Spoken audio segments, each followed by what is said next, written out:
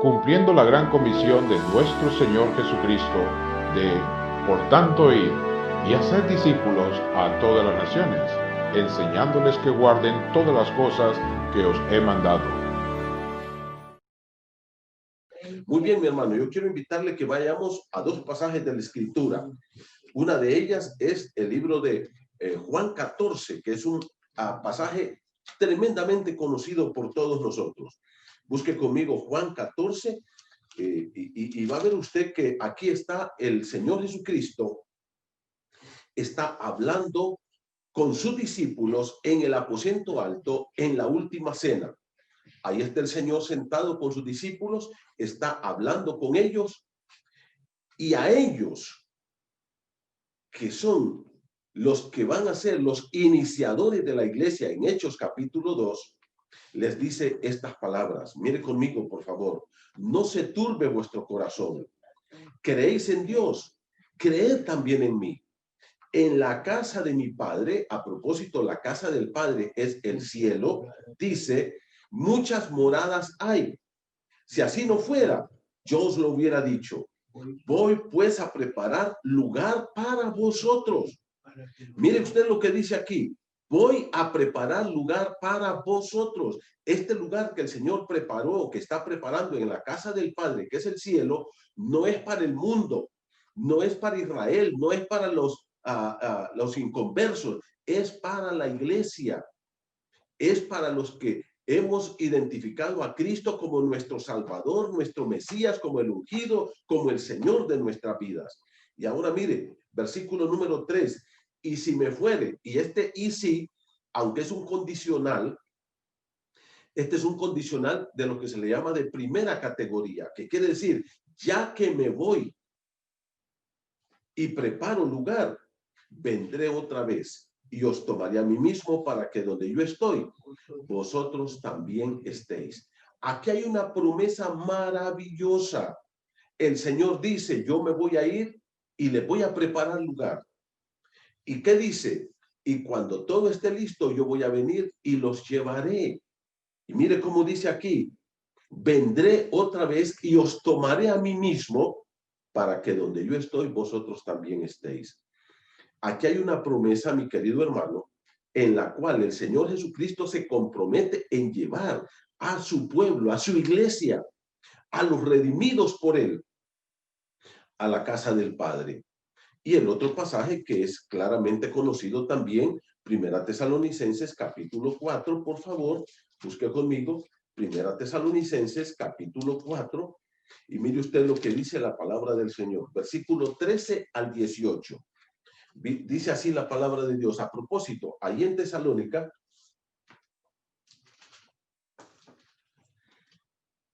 la iglesia había sido fundada y la palabra de Dios dice que a la luz de lo que Pablo escribe aquí, llegaron después algunos maestros que no eran muy ortodoxos en su enseñanza y la palabra de Dios aquí trata de contradecir esa enseñanza. ¿Qué era lo que ellos estaban enseñando? Que solamente mientras la gente vivía aquí en la tierra, tenía esperanza de salvación. Y una vez que la gente moría, su esperanza moría con él. Ahora Pablo escribe para corregir esa falsa doctrina y dice el versículo 13, Primera Tesalonicenses 4:13, tampoco queremos, hermanos, que ignoréis acerca de los que duermen. A propósito, aquí duermen es la gente que murió. Los creyentes, y ya lo vamos a ver cómo Pablo lo aclara aquí. Mire conmigo. Dice, para que no os entristezcáis como los otros que no tienen esperanza. En otras palabras, en el mundo, en el universo, solo hay dos tipos de personas. Uno, la gente que tiene esperanza y muere con esperanza. Y dos, los que no tienen esperanza y mueren sin esperanza. Ahora, ¿qué es lo que hace que yo tenga esperanza? ¿Qué es lo que hace que yo pueda tener seguridad? Versículo número 14. Porque si creemos que Jesús murió y resucitó, así también traerá Dios con Jesús a los que durmieron en él. ¿Cuál es el punto clave aquí, mi hermano? Si creemos. la persona que cree en Cristo muere con esperanza.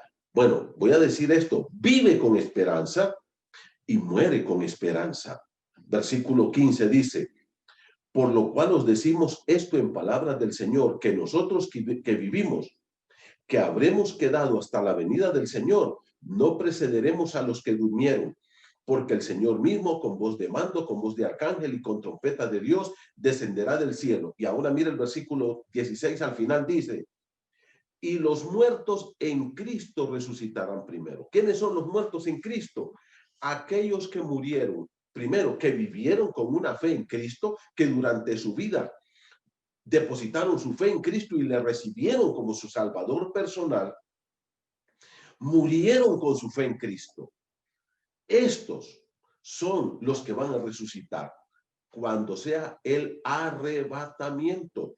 Aquí lo dice, mire, lo dice claramente la palabra de Dios. Versículo número 17. Luego nosotros, los que vivimos, los que hayamos quedado, seremos arrebatados. Les hablé de esta palabra que en el griego es harpazo, que quiere decir arrebatar, agarrar algo por la fuerza. Literalmente eso significa. La palabra de Dios habla literalmente y usa la palabra arrebatar. O sea, esa palabra no la inventé yo, esa palabra no la inventaron los otros estudiosos de la Escritura. Esa palabra está aquí en la palabra de Dios. Dice, seremos arrebatados juntamente con ellos en las nubes. Aquí está una promesa clara, directa para las personas que han puesto toda su fe y toda su confianza en Cristo como su único y suficiente Salvador. ¿Cuál es? Que nosotros, si morimos con nuestra fe en Cristo, hablábamos ahorita de nuestro querido hermano Efraín, ya está con el Señor. Si Cristo viene, ese cuerpo y los cuerpos de todos los creyentes en Cristo van a resucitar y van a resucitar con cuerpos gloriosos semejantes al cuerpo de Cristo. Pero luego, ¿qué dice la Escritura? Que los que vivan en ese momento con su fe en Cristo serán transformados. Su cuerpo va a ser semejante al cuerpo de Cristo. Y luego dice, seremos arrebatados. ¿Qué es lo que la iglesia debe esperar? El arrebatamiento. Ahora, mi hermano, yo quiero aclarar esto, por favor. Lo que hemos estado nosotros hablando son cosas que nos están acercando a la segunda venida, pero el arrebatamiento es antes. Primero es el arrebatamiento.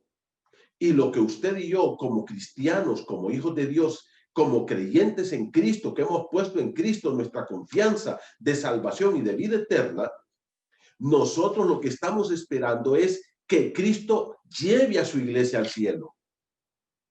Luego, les dije yo, va a venir un tiempo, no sabemos de cuánto será, puede ser un mes, 6 meses, un año, 2 años, no sabemos, donde la tierra y el mundo tienen que ser reacomodados. ¿Y qué va a pasar? En ese tiempo es que va a aparecer el anticristo de forma clara y va a establecer entonces un pacto de paz. Y ahí, en ese pacto de paz, cuando sea firmado entre el anticristo, Israel y sus enemigos, ahí comenzará los 7 años de tribulación y gran tribulación. Pasando estos 7 años, Cristo viene por segunda vez a la tierra. Esa es la segunda venida. Pero nosotros estamos esperando el rapto. Y lo que vemos que está pasando en el mundo, mi hermano, es que estamos acercándonos más y más a ese tiempo profetizado en la Escritura. Ahora, una buena pregunta en este momento es, ¿y cuándo será ese tiempo del rapto? ¿Cuándo va a ser? Algunos dicen que va a ser antes de la tribulación, de los 7 años de tribulación y gran tribulación.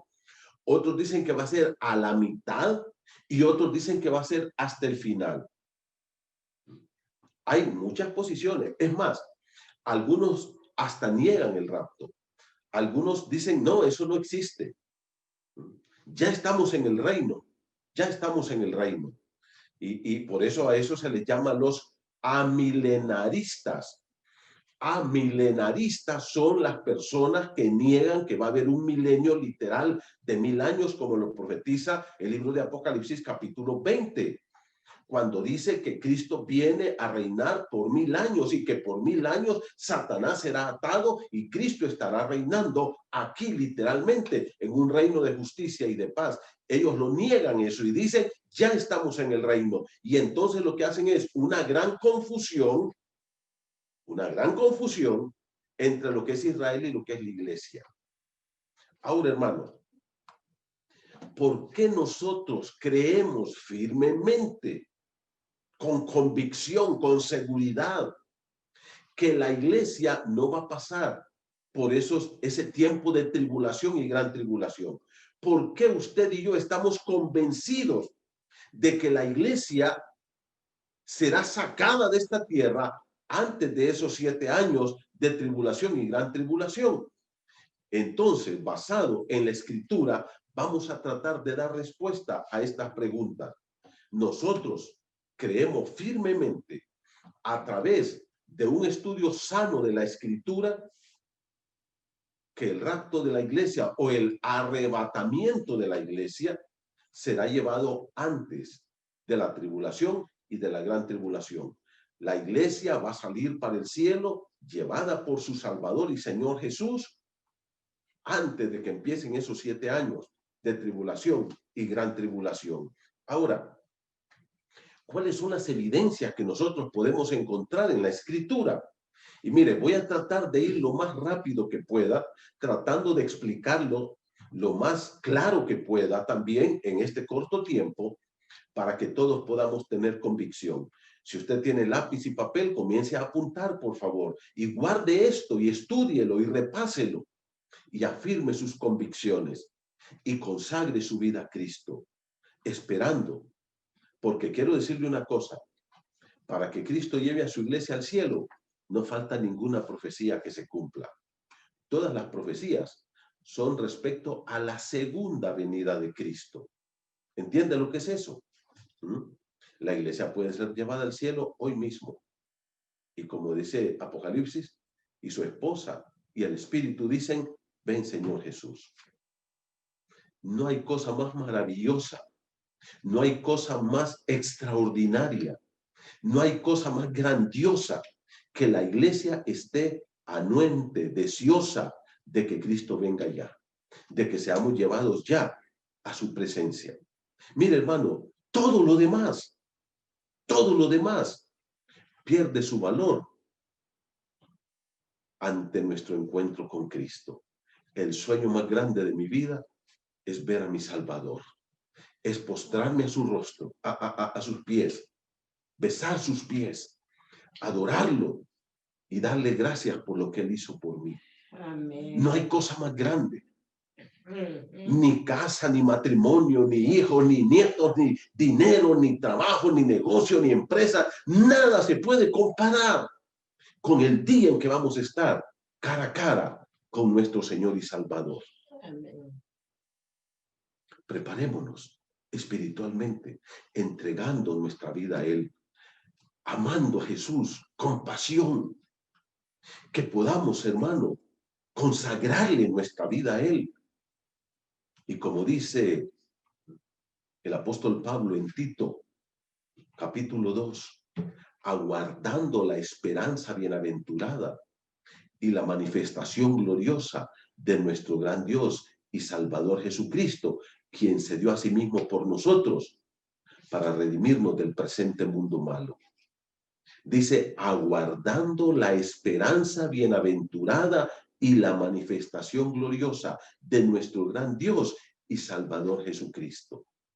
¿Sabe lo que significa eso? Aguardar quiere decir estar a la expectativa, estar despierto con los ojos bien abiertos. Dice, aguardando la esperanza, y mire cómo le llama, la esperanza bienaventurada. Esa esperanza la califica. La palabra bienaventurado es un calificativo del sustantivo esperanza. ¿Y cómo se califica? Como una esperanza feliz, como la esperanza más grandiosa. Nada te debe llenar, hermano, de felicidad, de gozo, el saber que Cristo puede llevar su iglesia hoy. Ánimo, hermano. Ora, lee la Biblia, deja el pecado, consagremos nuestra vida a Dios y vivamos para gloria de su nombre. ¿Por qué creemos que la iglesia va a ser llevada al cielo antes de la tribulación y la gran tribulación? Rápidamente, primera cosa,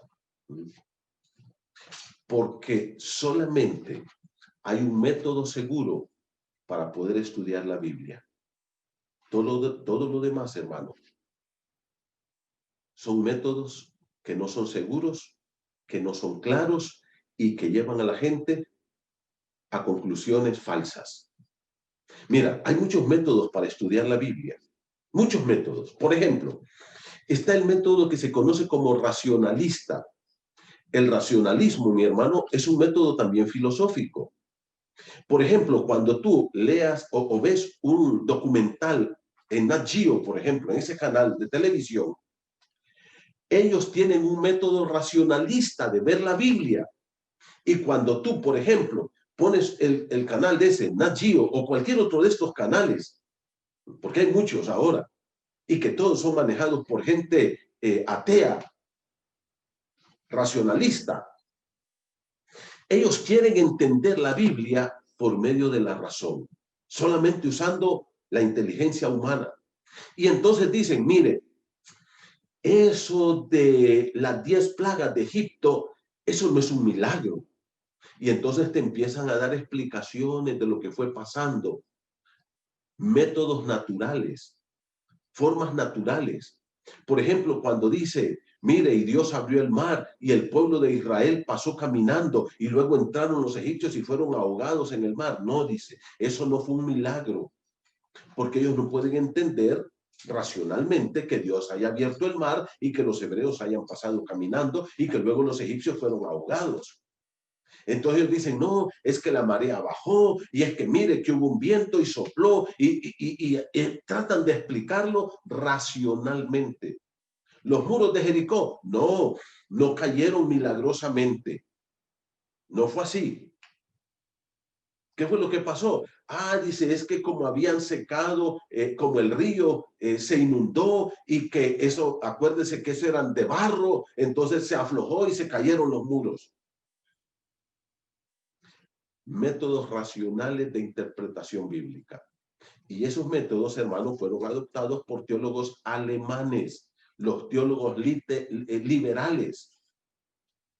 Por ejemplo, ellos dicen, mira, Jesús le dio de comer a 5,000 personas, es cierto, pero el milagro no ocurrió como lo dice la Biblia, o sea, o como se ha interpretado a través de los siglos.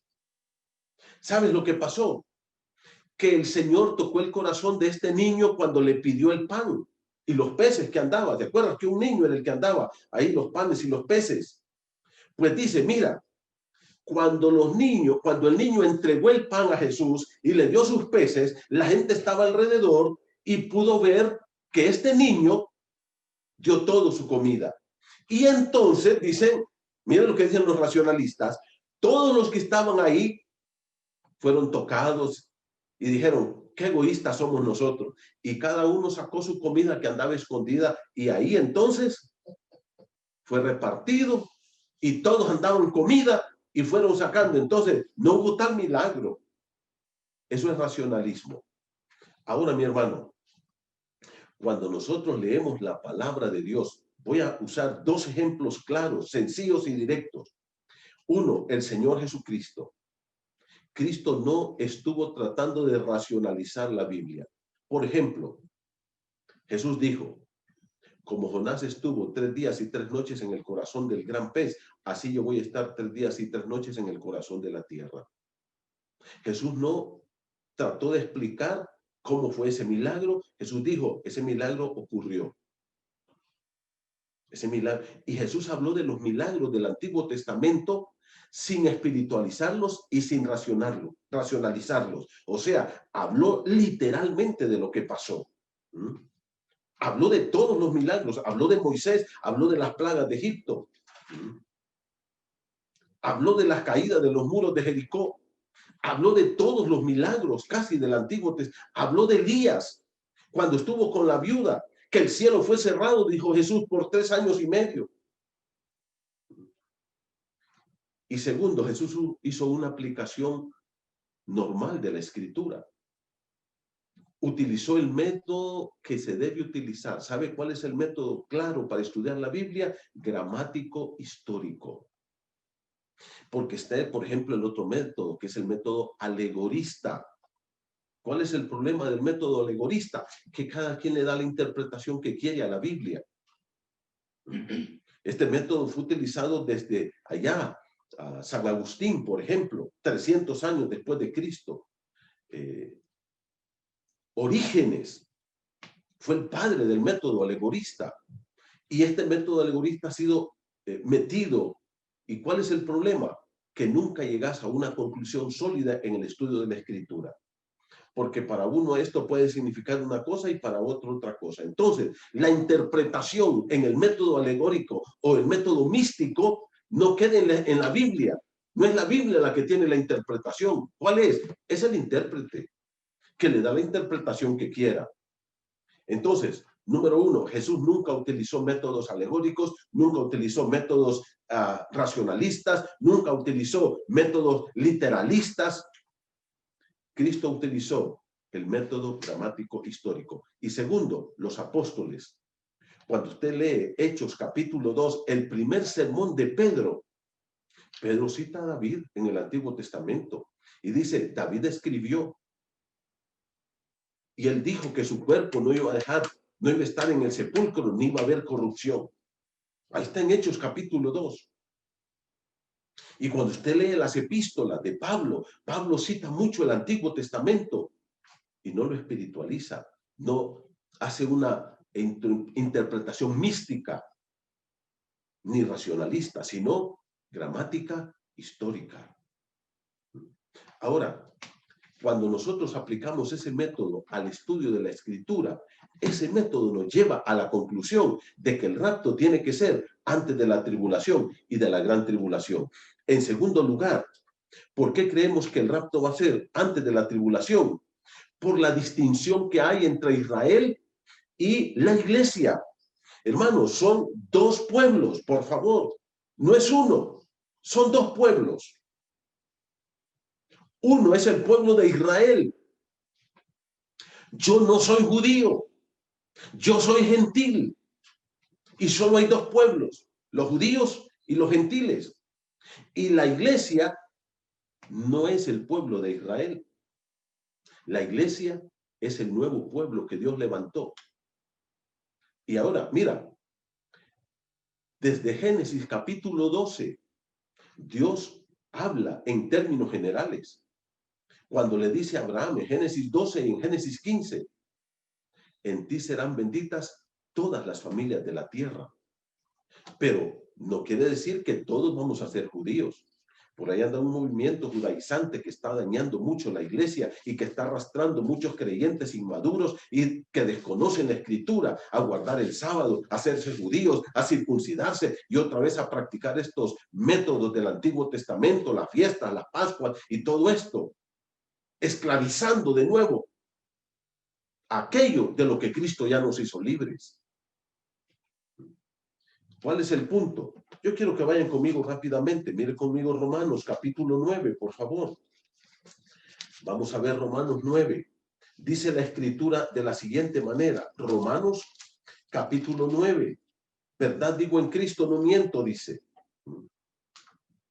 Está conmigo en Romanos capítulo 9, verso 1. Lea conmigo la escritura. Aquí comienza a hablar de la elección de Israel. Mire cómo dice.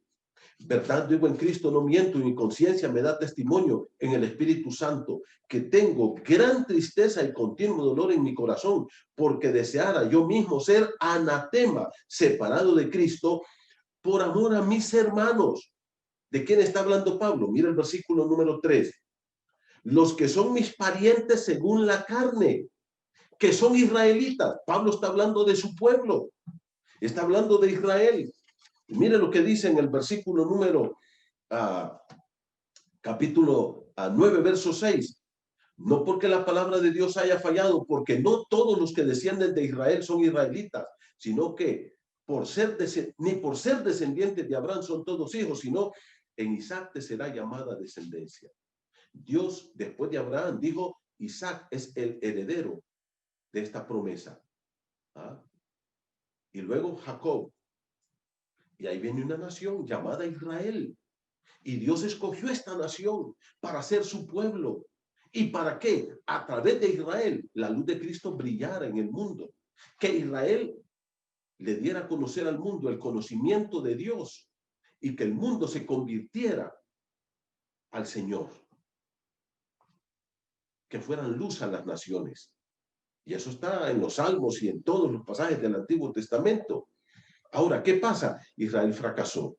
Y en vez de exportar al mundo el conocimiento de Dios, en vez de exportar al mundo la salvación por la fe en Dios, Israel importó a su pueblo, a su tierra, las religiones paganas. Y entonces Dios cortó a Israel. Y por eso Pablo dice, no es que la palabra de Dios ha fallado, más bien la palabra de Dios se cumple. Y Dios tiene que cortar a la nación de Israel. Y ustedes pueden seguir leyendo, no tenemos tiempo de leer todos estos pasajes. Ahora vaya conmigo al capítulo 11. Mire conmigo, porque este es un solo pasaje. Romanos 9, 10 y 11. Mire lo que dice Romanos 11. Versículo 1. Digo pues, ¿ha desechado Dios a su pueblo? ¿Cuál es su pueblo? Es Israel. Y luego, ¿qué dice Pablo? En ninguna manera. Porque yo también soy israelita. O sea, Dios también le ofrece la salvación a los judíos. De manera que me lo ofrece a mí, de la manera que te lo ha ofrecido a ti. También ellos tienen la oportunidad de ser salvos a través de la fe en Cristo. Pero como ellos rechazaron a su Mesías, ellos no pueden tener la salvación ahora. Entonces Dios ahora ha levantado un nuevo pueblo, se llama la iglesia. Pero mire como Pablo dice, versículo número 2. No ha desechado Dios a su pueblo, al cual desde antes conoció.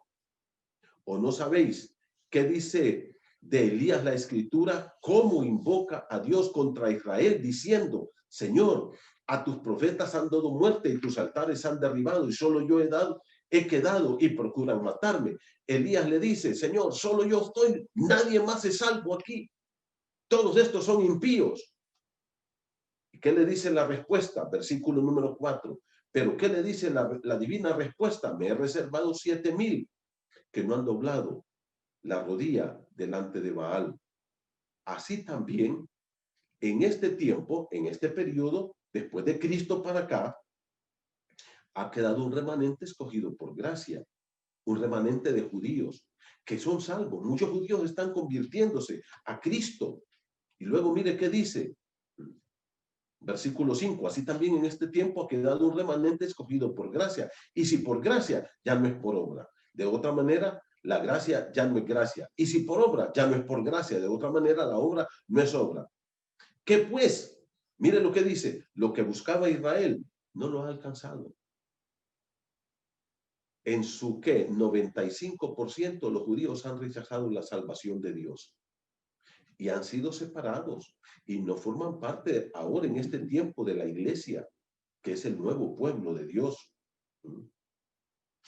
Versículo 11, mire conmigo. Digo pues, ¿han tropezado los de Israel para que cayesen? En ninguna manera, pero por su transgresión, por su pecado, que fueron separados y fueron sacados de esa comunión con Dios. ¿Qué dice? Vino la salvación a los gentiles. ¿Quiénes son los gentiles? Somos nosotros, para provocarles a celo. Y si su transgresión es la riqueza del mundo, mire lo que dice. Ahora, los judíos fracasaron, pero eso trajo una riqueza al mundo. ¿Qué trajo? La salvación a este pueblo gentil llamado la iglesia ahora. ¿Y qué dice? Versículo 12. Y si su transgresión es la riqueza del mundo y su defección la riqueza de los gentiles, ¿cuánto más su plena restauración? ¿Ya se dan cuenta? Ya aquí está hablando de que va a haber un tiempo de restauración de la nación de Israel, cuando de nuevo se van a levantar como pueblo de Dios y van a clamar a su Mesías, y Cristo vendrá por segunda vez a la tierra, y lo vamos a ver en un momento, para reinar con los judíos ahí en Israel. Luego, ¿qué dice, hermano? Mire, no tengo todo el tiempo, pero mire, por ejemplo, en el versículo número 16, Romanos 9:16 dice, si las primicias son santas, también la masa restante. Y si la raíz es santa, también lo son las ramas. Pues si de las ramas fueron desgajadas, o sea, fueron quitadas, los judíos, dice, y tú siendo olivo silvestre, ¿quién es el olivo silvestre? Los gentiles. Hay un verdadero olivo que es Israel, y hay un olivo silvestre que somos nosotros los gentiles. Dice, ha sido injertado en lugar de ellos y ha sido hecho partícipe de la raíz y de la rica savia del olivo. Aquí es Cristo que nos ha traído su salvación. No te jactes contra las ramas que fueron desgajadas. No te jactes. Ya se dieron cuenta aquí. Hay dos pueblos. Un pueblo es Israel, otro pueblo es la iglesia. No confundamos una cosa con la otra. Hoy Dios está tratando con la iglesia. Está tratando conmigo, está tratando contigo. Con el pueblo de Israel, ahí lo tiene. En stand-by. Pero llegará un momento en que Dios volverá a tratar con él. Entonces, ¿por qué creemos, hermanos, que la iglesia no va a pasar por la gran tribulación? Uno, porque tenemos un método correcto de interpretación, que es el método gramático histórico. Dos, porque no estamos confundiendo a Israel y a la iglesia. Son dos pueblos completamente diferentes. Y hoy Dios está tratando con un pueblo llamado iglesia. En tercer lugar, por el plan de las 70 semanas que Dios dio a Daniel. Yo quiero que vayan conmigo rápidamente. Miren, Daniel. Vamos a leer la escritura. Daniel 9. Mire conmigo, por favor. Daniel capítulo 9. Hay un plan que Dios tiene diseñado, llamado el plan de 70 semanas. Plan de 70 semanas. Estas 70 semanas no son semanas de días, son semanas de años. ¿Okay? Son 490 años. Ahora, ¿qué es lo que ha ocurrido? Bueno, mire conmigo. Daniel capítulo 9, versículo 25. Leo rápidamente, voy a tratar de explicar. Esto lo he explicado ya también en otros días anteriores, así es que me voy a enfocar en lo más elemental para que usted y yo lo podamos entender. Mire cómo dice Daniel 9, 25. ¿Sabe pues si entiende? Bueno, el 24 dice, 70 semanas están determinadas. Y aquí este punto es clave. Retomemos el 24. Daniel 9, 24. Mire cómo dice. 70 semanas están determinadas sobre tu pueblo. Ahora, hermano, yo le hago una pregunta. ¿Cuál era el pueblo de Daniel? Es Israel. Versículo número 24. Y sobre tu santa ciudad. ¿Cuál era la santa ciudad de Daniel? Era Jerusalén. Este plan de 70 semanas, hermano, yo le hago una pregunta a usted. ¿Qué tiene que ver con la iglesia? Nada. No tiene que ver. Literalmente Dios lo dice de forma directa para que no haya ninguna equivocación. 70 semanas están determinadas sobre tu pueblo, sobre Israel y sobre tu santa ciudad, sobre Jerusalén. Este plan tiene que ver con la nación de Israel. Y ahora mire cómo dice, versículo número 25. Sabe pues y entiende que desde la salida de la orden para restaurar y edificar Jerusalén hasta el Mesías príncipe aquí es el Mesías, el Cristo. Entonces, desde que sea firmada la orden para que los israelitas retornen otra vez a su pueblo, a su tierra, acuérdense que Nabucodonosor los había llevado, más o menos ahí por el año 605 antes de Cristo, más o menos, hubo 3 deportaciones, pero ellos fueron llevados de su tierra, Israel, deportados a Babilonia. A eso se le llama la deportación babilónica. Ahora, estuvieron allá 70 años, y eso está en el libro de Jeremías, capítulo 25, 23 y 25. Hay 2 profecías ahí, y en las 2 dice 70 semanas, 70 años estarán los judíos en Babilonia. ¿Cuál es el punto aquí? Cuando el rey Artajerjes firmó la orden, léalo usted en Nehemías 1 y 2, ahí está. Cuando él firmó la orden, desde ese momento hasta el Mesías príncipe, hasta que Cristo vino, Hay 69 semanas. Mire cómo lo dice. Leo para usted el versículo número 25.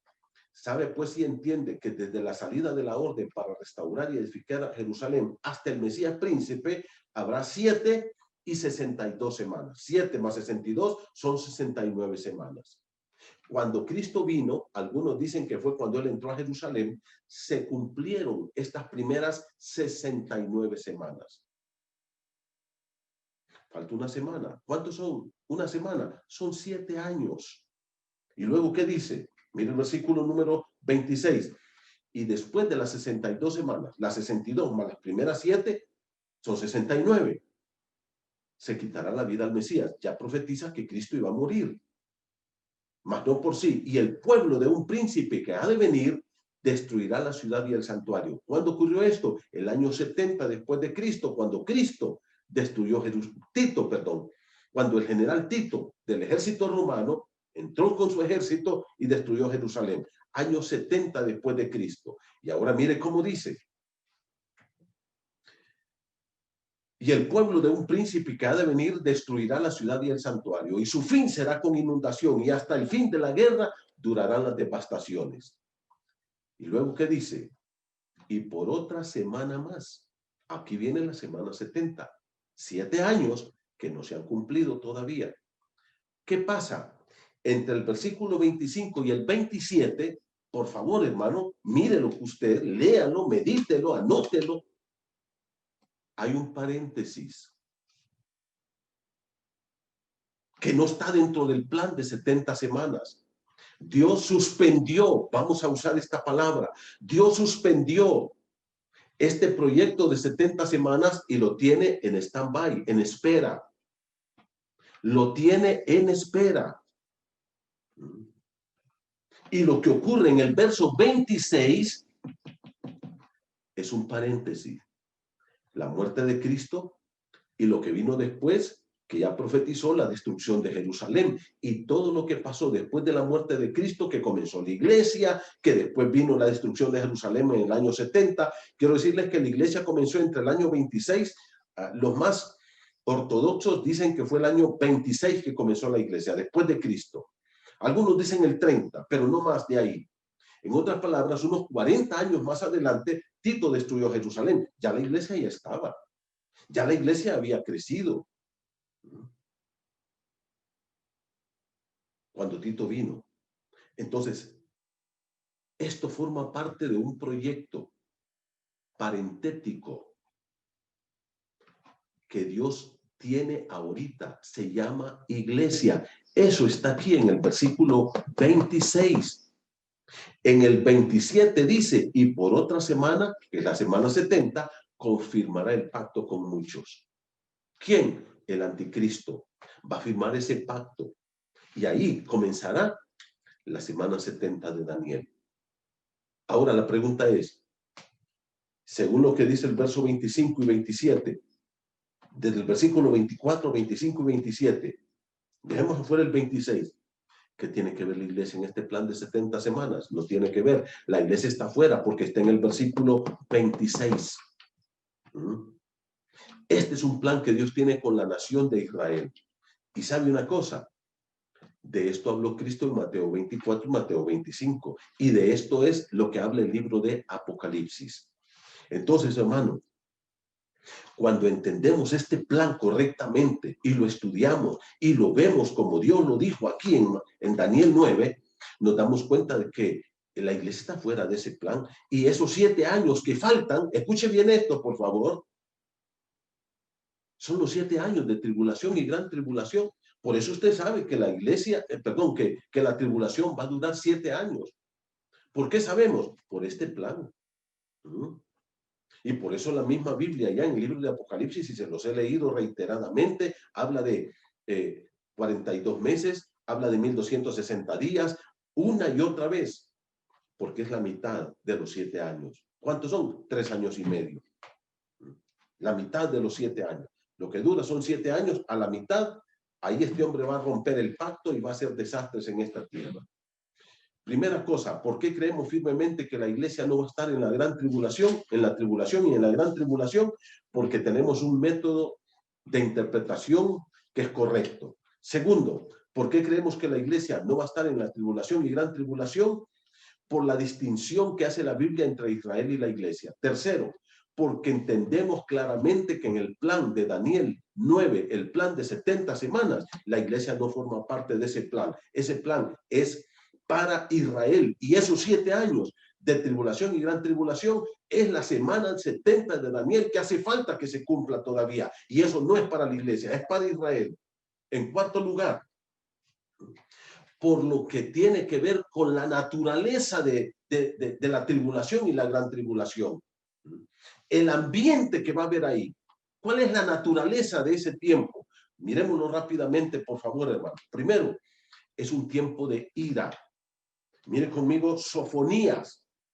Si no lo encuentra, por favor, por lo menos escríbalo para que usted lo busque después, porque no tenemos tiempo de esperarle. Esos libros, ¿cómo cuesta encontrarlos? Sofonías, ya para terminar, capítulo 1. Sofonías, capítulo 1. ¿Cuál va a ser el tiempo de la tribulación y gran tribulación? Primero, un tiempo de ira, donde, perdón, la ira de Dios caerá sobre el mundo,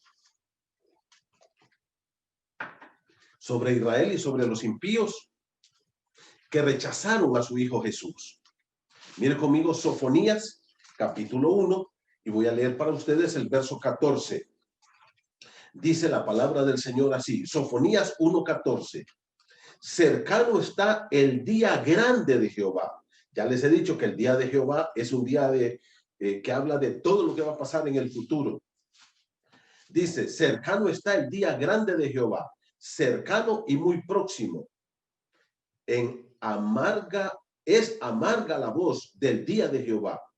Gritará ahí el valiente. Dice Sofonías, el día que Jehová empiece a actuar, hasta los valientes van a llorar. La palabra gritar aquí es gritar como pidiendo auxilio, como pidiendo ayuda, que están aterrorizados. ¿Cómo le llama? Es amarga la voz del día de Jehová. Versículo número 15. Día de ira, aquel día. Día de angustia, de aprieto, día de alboroto y asolamiento, día de tiniebla y de oscuridad, día de nublado y de entenebrecimiento, día de trompeta y de algazara sobre las ciudades fortificadas y sobre las torres. Y atribularé a los hombres y andarán como ciegos, porque pecaron contra Jehová. Y vi la sangre de ellos, y la sangre de ellos será derramada como polvo, y su carne como el estiércol. Y ahora miren lo que dice el 18. Ni su plata ni su oro podrá librarlos en el día de la ira de Jehová. Pues toda la tierra, no habla de Israel, ni de Honduras, ni de México, ni de Estados Unidos, ni de Rusia, toda la tierra. ¿Qué dice? Pues toda la tierra será consumida con el fuego de su celo, porque ciertamente destrucción apresurada hará de todos los habitantes de la tierra. O sea, es un día de ira. Hoy se habla mucho del amor de Dios, pero no se quiere hablar de la ira de Dios. Y el día de Jehová, tribulación y gran tribulación, es un día de ira. Es un día de juicio, donde Dios va a estar mandando sus juicios a la tierra.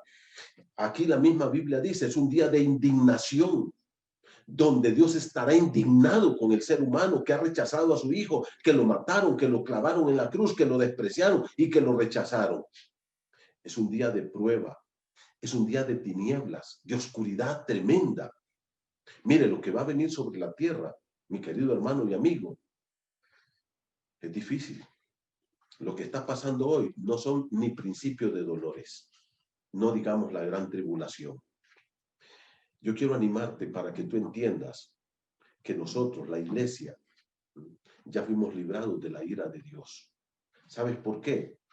Porque la ira de Dios cayó sobre Jesucristo. Toda su ira cayó sobre su Hijo, quien murió por nosotros en la cruz. Si la iglesia pasa por la tribulación y la gran tribulación, entonces quiere decir que va a caer otra vez otra ira sobre nosotros, cuando Cristo ya llevó la ira de Dios. Yo quiero animarte a entender esto. La tribulación y la gran tribulación son 7 años donde la ira de Dios estará cayendo una y otra y otra y otra vez sobre la faz de la tierra, sobre los hombres impíos que rechazaron a Cristo. Pero nosotros, los que lo recibimos como Señor y Salvador, estamos cubiertos con ese sacrificio de Cristo, apartados, cuidados, porque la ira de Dios ya cayó sobre Él. Y Él nos cubre de la ira venidera. Primero, porque entendemos que la tribulación, la iglesia no va a estar en la tribulación porque tenemos un método correcto de interpretación bíblica. Segundo, por la diferencia entre Israel y la iglesia, son dos pueblos diferentes. Tercero, porque hay un método seguro en el libro de Daniel 9, donde nos dice que hay 70 semanas, y ese plan de 70 semanas nos habla de que es para Israel y no es para la iglesia. Y esos 7 años son para Israel, para un mundo impío, no para la iglesia. En cuarto lugar, ¿por qué? Por la naturaleza de la tribulación. ¿Cuál es la naturaleza de la tribulación? Día de ira, día de juicio, día de indignación, día de prueba, día de tiniebla, día de dolor, día de llanto, día de sufrimiento. La ira de Dios cayendo sobre el ser humano. Pero la ira de Dios en mi vida ya cayó sobre Jesús.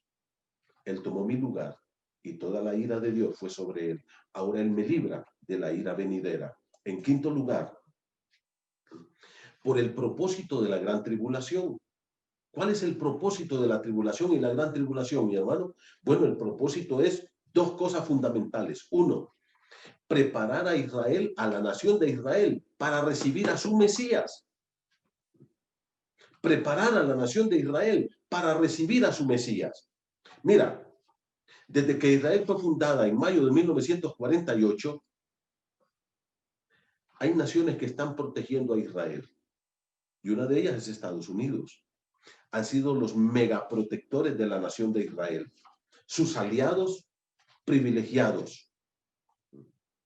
Pero cada vez más, si ustedes se han dado cuenta, mis hermanos, está creciendo el antisemitismo. La Unión Europea, Rusia, y no digamos los países musulmanes, los árabes, los sirios, y todos los que están ahí son enemigos a muerte. Irak, Irán, los odian. Y este sentimiento antisemita va a ir creciendo. Y cuando sea el tiempo de tribulación, ¿sabe lo que va a pasar? Que los judíos van a quedar solitos. Nadie los va a proteger. Y cuando venga el anticristo, que va a establecer ese pacto, al principio le va a dar una protección, pero luego rompe ese pacto y se vuelve en contra de Israel. Mira conmigo Apocalipsis 12, rapidito, por favor. Una de las cosas que más nos daña aquí es el tiempo. ¿Cómo nos gustaría tener más tiempo para explicar detalladamente cada una de estas cosas? Versículo número 6. ¿Cuándo va a ocurrir esto? Mira el verso 6. Dice Apocalipsis 12, 6. Dice la palabra del Señor. Y la mujer, esta mujer es Israel. Ya lo dijo anteriormente, que fue la mujer que dio a luz a Cristo, que tiene 2 estrellas. No es María, es Israel. Y dice, y la mujer huyó al desierto, donde tiene lugar preparado por Dios. Dios salva a Israel ahí, dice, para que ahí la sustente por 1260 días. ¿Cuántos son 1260 días, mi hermano? 3 años y medio. Ya es lo que queda de la gran tribulación. Y luego dice, vamos a leer un poquito más abajo, versículo número 9, y fue lanzado fuera el gran dragón, la serpiente antigua. Estoy leyendo Apocalipsis 12, 9, que se llama Diablo y Satanás, el cual engaña al mundo entero. Fue arrojado a la tierra y sus ángeles fueron arrojados con él. Entonces oí una gran voz del cielo que decía, ahora ha venido la salvación, el poder y el reino de nuestro Dios y la autoridad de su Cristo, porque ha sido lanzado fuera el acusador de nuestros hermanos, el que los acusaba delante de nuestro Dios día y noche. Versículo número 12, por lo cual alegraos cielos y los que moráis en ellos. ¡Ay de los moradores de la tierra! Hermano, subraya esta palabra, moradores de la tierra. esta palabra, moradores de la tierra, no es lo mismo que los habitantes de la tierra. Y usted me va a decir, bueno, ¿y quiénes son los moradores de la tierra? ¿Sabe usted lo que enfatiza la frase moradores de la tierra?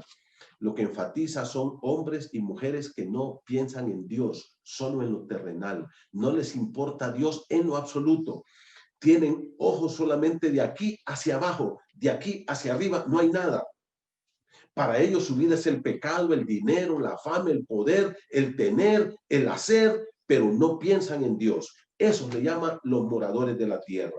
Versículo número 12.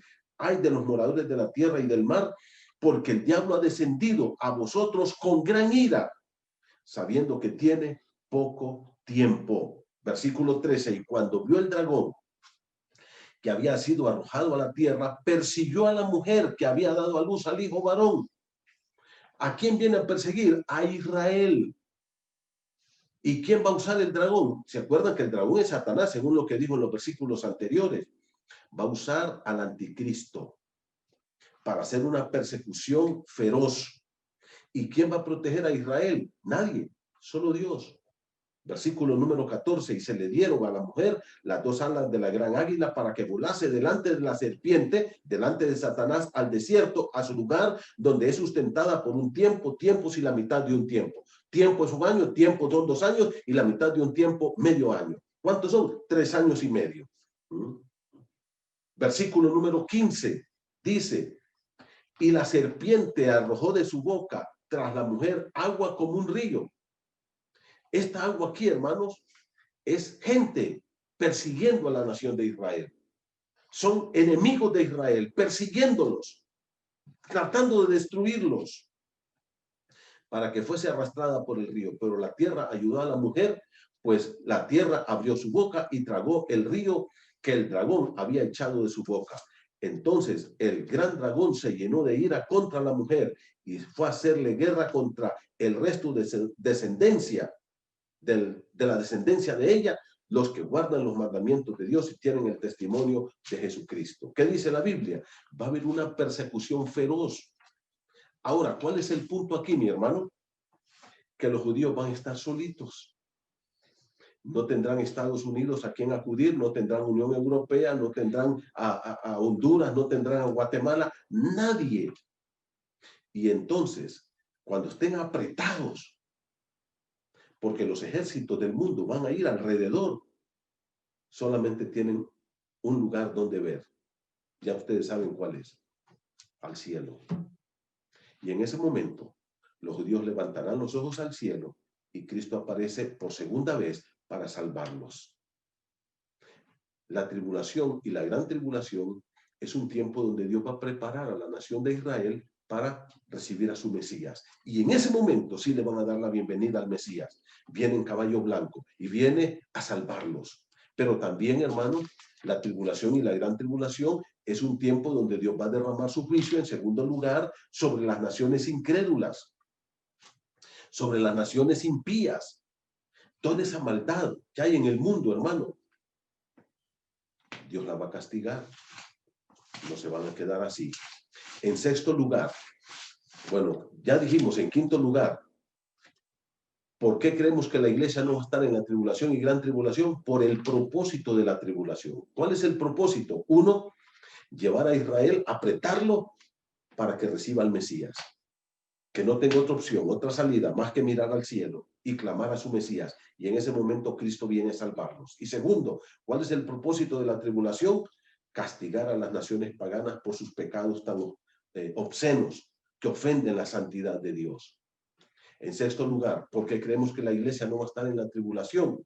Por la naturaleza de la iglesia ahora también. ¿Qué es la iglesia, hermano? ¿Qué es la iglesia? No somos paganos, no somos impíos, no somos malditos, no somos condenados. Esa no es la naturaleza de la iglesia.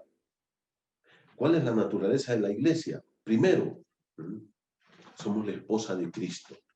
Voy a ir a ver rápidamente unos pasajes. Mire conmigo Efesios 5. Busque conmigo la carta a los Efesios, por favor. Dice la palabra de Dios en el capítulo 5.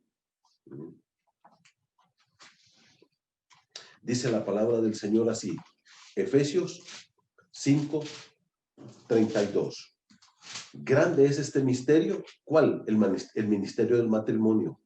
Ahí está hablando desde el versículo número 21 hasta el 31. Habla del matrimonio. Y Pablo dice, grande es este misterio. Pero yo digo esto respecto de Cristo y la iglesia. ¿Qué es la iglesia? La iglesia es la esposa de Cristo.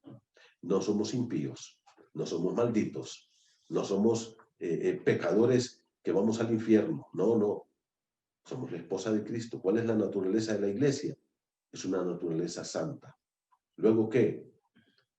Allá en el libro de Apocalipsis 19:7 dice, y su esposa se ha preparado, la esposa de Cristo. ¿Y luego qué?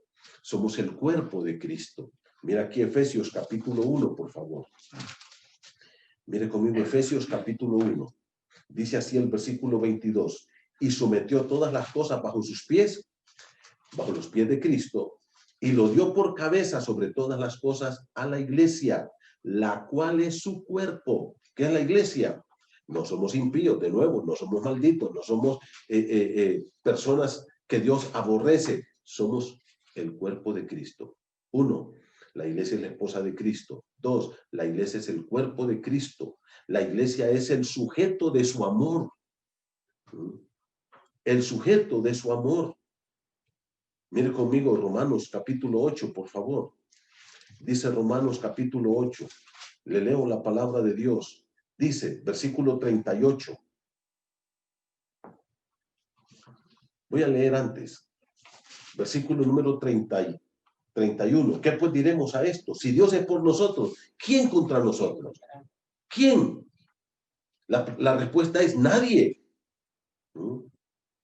Versículo 32. El que no escatimó, Dios no escatimó ni a su propio Hijo, sino que lo entregó por nosotros, por todos nosotros, ¿cómo no nos dará también con él todas las cosas? Versículo 38. Por lo cual estoy seguro de que ni la muerte, ni la vida, ni ángeles, ni principados, ni potestades, ni lo presente, ni lo porvenir, ni lo alto, ni lo profundo, ni ninguna otra cosa creada nos podrá separar del amor de Dios que es en Cristo Jesús, Señor nuestro. La iglesia es el sujeto del amor de Dios. Tú no tienes idea de cuánto te ama Dios, y Dios no va a permitir que la esposa de Cristo, que el cuerpo de Cristo, que el sujeto de su amor, y podemos ahí hablar de todo lo que somos. Vamos a pasar por ese terrible tiempo de tribulación y gran tribulación. Entonces, cuando vemos la naturaleza de la iglesia, nos damos cuenta de que la iglesia no va a pasar por ahí. Ya fuimos librados de la condenación. ¿Y cómo es que Dios nos va a poner otra vez en condenación? Eso es ilógico. En séptimo lugar, por el silencio que tiene la tribulación en las epístolas del Nuevo Testamento.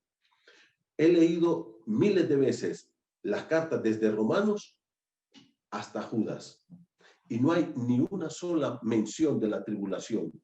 No hay una amenaza para la iglesia donde Dios le diga, les voy a pasar por la tribulación para purificarlos. No es cierto. Hermano, no existe, y como dice aquí en Romanos 8:31, ¿qué pues diremos a esto? Si Dios es por nosotros, ¿quién contra nosotros? Versículo 33, ¿quién acusará a los escogidos de Dios? Dios es el que justifica. Él nos declaró justos a nosotros, sin culpa, limpios, sin pecado. ¿Quién es el que condenará? La respuesta, nadie.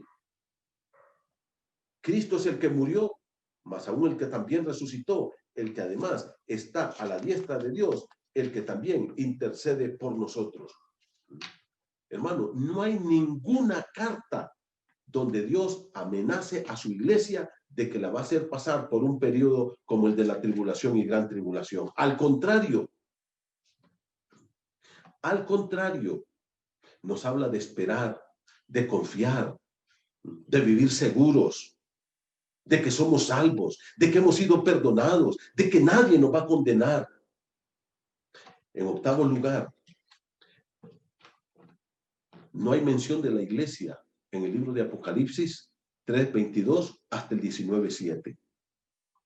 Mira, trae conmigo el libro de Apocalipsis rápidamente. para que ustedes miren lo que dice la palabra del Señor. Capítulo 1, 2 y 3 habla de la iglesia y la menciona una y otra vez. Yo quiero que miren conmigo Apocalipsis 1:19. Miren lo que dice Apocalipsis 1:19. Dice, y por favor, si pone una notita ahí al lado de este versículo, 1:19 de Apocalipsis, eso, hermano, ¿sabe lo que es eso? La división del libro de Apocalipsis. Ahí está. El libro de Apocalipsis tiene 3 partes. Uno, dice, versículo 19, escribe las cosas que ha visto. Eso es todo el capítulo 1, lo que Juan vio, lo que narra en el capítulo 1. Luego dice, las cosas que son. Eso es la historia de las iglesias narradas en el capítulo 2 y 3. Y mira el versículo 19, la última parte dice, y las cosas que han de ser después de estas. ¿Después de qué? Después de Apocalipsis 1, 2 y 3. Ahora, para que usted mire, vaya conmigo al capítulo 4, verso 1. Mire Apocalipsis 4:1. Dice, mire conmigo Apocalipsis 4:1. Después de esto, después de lo que dice de las iglesias a quienes va dirigida esta carta de Apocalipsis, a Éfeso, Esmirna, Pérgamo, Sardis, Tiatira, Filadelfia y la Odisea, 7 iglesias. Después de eso, que escribió esa palabra de aliento a estas 7 iglesias, ¿qué dice? Versículo 1, 4:1.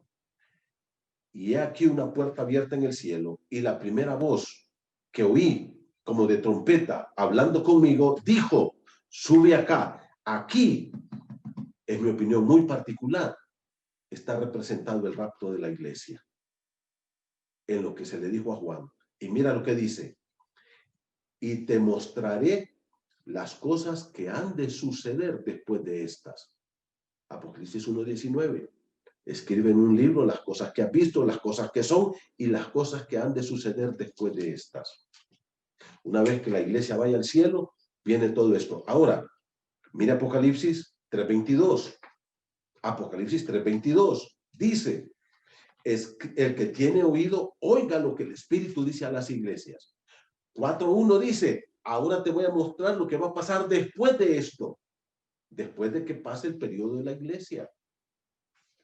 Y del 4:1, lea capítulo 4, capítulo 5, capítulo 6, capítulo 7, capítulo 8, 9, 10, 11, 12, 13, 14, 15, 16, 17, 18 y hasta el 19. Vaya conmigo ahora al capítulo 19.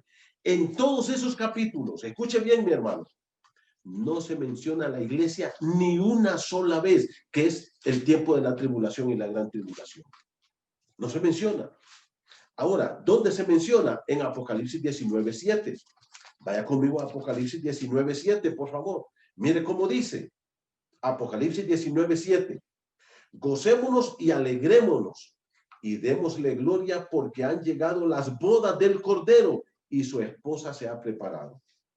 Y a ella, a la esposa de Cristo, se le ha concedido que se vista de lino fino, limpio y resplandeciente, porque el lino fino es las acciones justas de los santos. Ahora, ¿se da cuenta?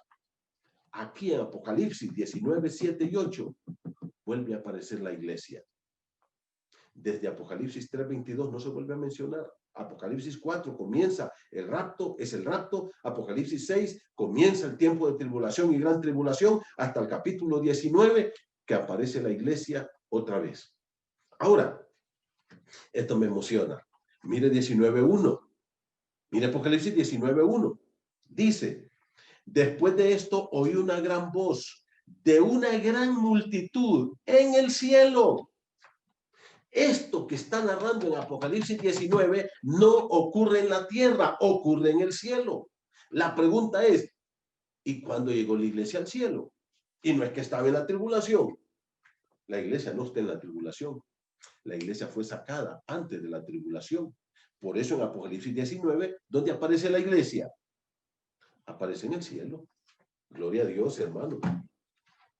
No aparece en la tierra. Aparece en el cielo. ¿Y qué va a pasar? Las bodas del Cordero. Cristo va a unirse eternamente con su iglesia. En noveno lugar, ¿por qué creemos que la iglesia no va a pasar en la tribulación y la gran tribulación? por la presencia de los 144,000 en la tierra y de los 2 testigos. Mire conmigo Apocalipsis 7. Dice así, Apocalipsis capítulo 7. Después de esto vi a 4 ángeles en pie. Y bueno, ahí está. Voy a ir al versículo 4 porque no tenemos mucho tiempo. Dice, versículo 7:4, Apocalipsis 7:4. Y oí el número de los sellados, 144,000 sellados de todas las tribus de Israel. Estos son judíos. ¿Qué va a pasar? En la tribulación, hermanos, estos 144,000 que son judíos, 12,000 de cada tribu de Israel, son 12 tribus y son 12,000, son 144,000. Se van a convertir a Cristo por la lectura de las Santas Escrituras en el tiempo de tribulación y gran tribulación. ¿Y qué van a hacer estos? Serán predicadores incansables del Evangelio en este tiempo. Y a raíz de su predicación, millones de personas se van a convertir en el tiempo de tribulación y gran tribulación. Personas que nunca habían escuchado el Evangelio, lo van a escuchar. Pero ¿sabe una cosa? El anticristo los va a matar. A esos que reciban a Cristo. Mire el capítulo número 7, verso 9. 7:9. Dice, después de esto, después de que sellaron a los 144,000, miré y aquí una gran multitud, la cual nadie podía contar, de todas las naciones, tribus, pueblos, lenguas que estaban en pie delante del trono y en presencia del Cordero, vestidos de ropas blancas y con palmas en las manos, y clamaban a gran voz diciendo, la salvación pertenece a nuestro Dios que está sentado en el trono y al Cordero. Dice el versículo número 13, entonces uno de los ancianos habló diciéndome, estos que están vestidos de ropas blancas, ¿quiénes son y de dónde han venido?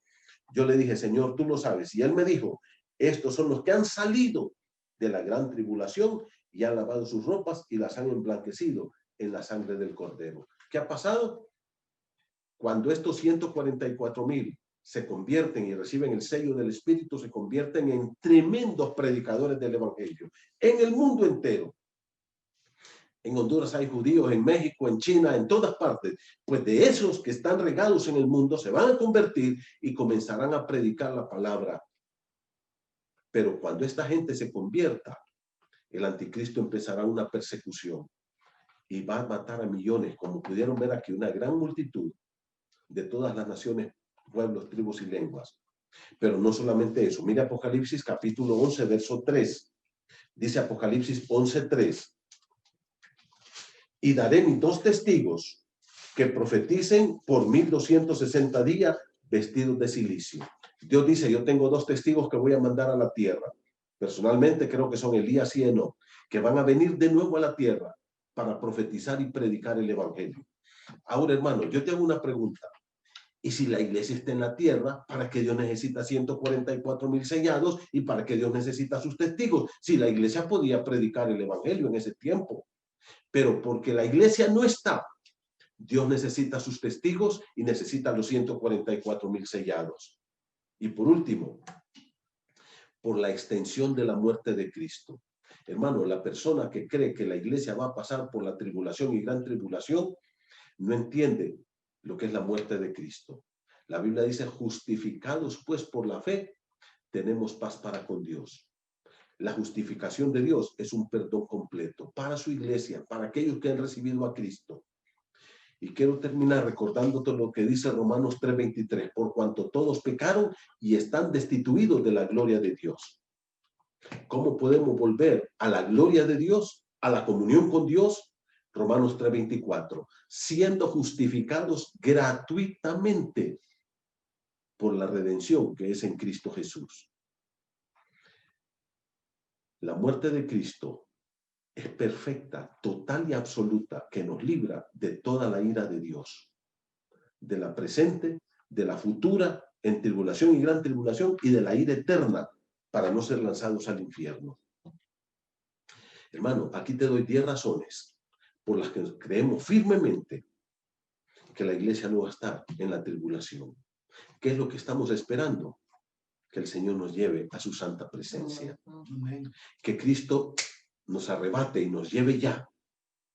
Hermano, vivamos feliz con esta esperanza bienaventurada. Que no haya pandemia, que no haya iota y eta y corrupción y violencia, ni todo lo que está pasando en el mundo, que nos robe el gozo de la expectativa, de la esperanza bienaventurada, que Cristo viene pronto para llevarnos a nosotros a la casa del Padre. Amén. No vamos a pasar por ese tiempo. Estemos seguros en Cristo. Vamos a darle gracias a Él. Padre, gracias porque tú nos has salvado. Amén. Señor, gracias porque nos has liberado de la ira venidera, de esa ira que va a caer en el mundo entero y de la condenación eterna al infierno, porque la obra de Cristo es perfecta, es total, es completa, Señor. Y gracias porque tú nos llevarás a vivir con el Padre, a la casa del Padre, y a estar contigo eternamente y para siempre. Y gozaremos de la boda del Cordero y nos uniremos a Cristo y lo vamos a adorar eternamente y para siempre. Gloria a tu nombre, Señor. Te adoramos en el nombre de Jesús. Amén. Amén. Hermano, que Dios te bendiga. Amén.